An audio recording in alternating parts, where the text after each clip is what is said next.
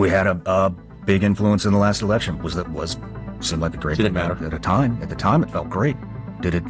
Was that a good thing? You got a guy who's, America first, all this other fucking bullshit. And everybody is screaming, release these fucking files. We want to know what is going on. We want to know. What will we find out if they were all released? Anything we didn't know? Honestly, I have no idea. Is it the end of the fucking country? Like, is it really that bad? C.S. Lewis has this, well, I have tons of opinions on the subject. I don't have, concrete proof. It's like, we actually know what's true. We know what's true in the way that dogs know what's true. You can't reason with a dog. The dog can smell it, and he sticks with his opinion because he has no other input. If you hate a dog, you can't talk your way out of it. The dog knows you hate the dog because dogs have unerring instincts, and so do we. And so, of course, we know exactly what the Epstein story is about. It's about the deep corruption of global leadership, of course. And you can say it's about Israel, it's about the CIA. Well, is there a distinction, really? Not just between Israel and Mossad and CIA, but about the British government, or really kind of any government, or any, Bill Gates or Leon Black. It's all kind of varieties of the same thing. It's corrupt leadership that is acting on its own behalf against the interests of the people they lead. It's the oldest story there is. It's the Pharisees. And if we're honest, we already know that. So, of course, I'm completely for disclosure of everything, but I don't lie to myself and say that disclosure would change human nature, because it won't, and people have an opportunity to exploit others, generally will. And the rest of us need to fight daily against that, not because we're going to win in the short term, but because it is our duty, and to serve what's good and true, period, even if we're killed doing it. Damn, killer. It's so good. Jeffrey Epstein was a wealthy financier and convicted sex offender whose life and death have become the subject of intense speculation, investigations, and conspiracy theories. He maintained close ties with powerful individuals in politics, science, and royalty, and his private island, lavish properties, and secretive lifestyle fueled suspicions of a broader network of illicit activities. Epstein's operations extended far beyond mere financial dealings or personal misconduct. They appear to be woven into a clandestine system of influence, manipulation, and possibly occulted practices. Given the highly sensitive nature of the people involved and the scope of what he may have been orchestrating, it's believed that Epstein often communicated in codes, whether through symbolic language, obscure references, or layered metaphors in documents, messages, and even architectural designs.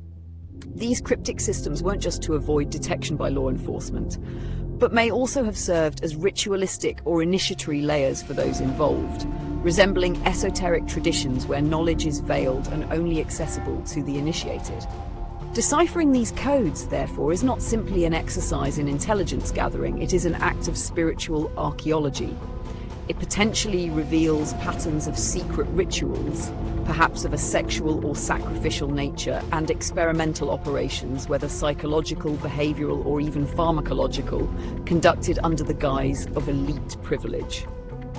The strange symbology on Epstein's island, the peculiar blue-striped temple, and reports of behavioral conditioning hint at operations that go beyond criminality into the realm of ritual magic, psychological warfare, and mind control.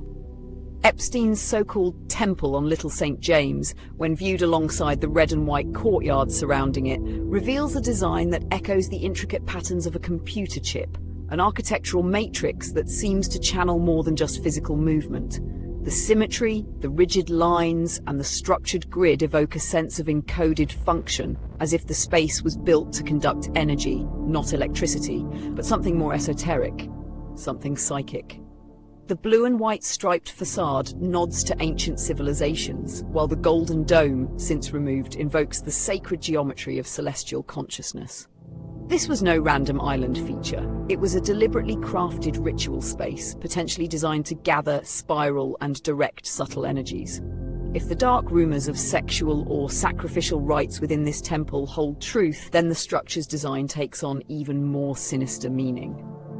In occult systems, especially on the left-hand path, sexual and traumatic energies are potent sources of raw power, energies that can be harvested, manipulated, or even weaponized. The red pathways may have functioned like ritual circuitry, directing life force energy released during acts of extreme emotional intensity. In this light, the temple becomes an occult machine, an energy node veiled in elite secrecy, capable of influencing not just individuals, but perhaps consciousness itself on a broader scale. Jeffrey Epstein's entanglement with the Massachusetts Institute of Technology, MIT, adds a particularly eerie dimension to his legacy, one that stretches beyond wealth and criminality into the murky domains of technological experimentation and mind control. Despite being a convicted sex offender, Epstein funneled millions of dollars into prestigious research institutions, including MIT's Media Lab, which publicly acknowledged and quietly accepted his contributions. These financial gifts were not acts of philanthropy in the traditional sense. They were investments in influence and access to bleeding-edge research, particularly in fields that blur the boundaries between human consciousness and machine intelligence. MIT's Media Lab and related departments were at the forefront of studies involving neural interfaces, artificial intelligence, and what could be described as proto-transhumanist experiments, efforts to bridge mind and machine. Epstein's involvement in such projects is telling, as it suggests a deeper fascination with control, not just over individuals, but over consciousness itself. The technologies being explored at MIT included brain-computer interfaces, BCIs, cognitive enhancement through digital means, and even the rudiments of thought transmission via machines. These are not just speculative theories, they are real research paths, some of which Epstein funded directly or indirectly through proxies. The implications are chilling. When one considers Epstein's obsession with control, his interest in genetics, and reports that he aimed to seed the human race with his DNA, a picture begins to emerge of a man not just indulging in domination, but seeking to enshrine it scientifically, technologically, and perhaps even spiritually. The overlap of elite academia, technological research into mind-machine fusion, and clandestine sexual and psychological manipulation points toward an arcane fusion of ritual and science. Mind control, in this context, is not merely the stuff of conspiracy, it is the hidden alchemy of power, merging ancient desires for dominion with modern tools of neural manipulation. Whether through symbolic architecture, coded speech, or actual scientific research into thought manipulation, Epstein's reach extended into domains that many would believe to be science fiction, until they examine the evidence buried beneath layers of silence and institutional protection. Recently, there were photos released from the Epstein files. One in particular was his chalkboard. On it, there seemed to be random words. Most words weren't literal, but more states of mind. The first thing RELLIK SKOOL did was examine the obvious, only the certain underlined words, which then led to the theory of a documented cycle of some sort. You see, if you read the board as a cycle, everything locks into place. Plants, music, deception, power are not separate ideas. They form a loop. Plants are the entry point.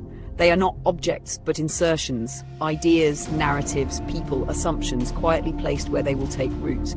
These seeds rarely arrive as force, but like the subnote, they appear nonetheless. Once planted, nothing needs to be pushed. The system waits. Music is the next movement, but not music as entertainment. Music as rhythm, repetition, cadence, chant, anything that trains the mind through exposure instead of argument. This is how planted ideas grow without being examined.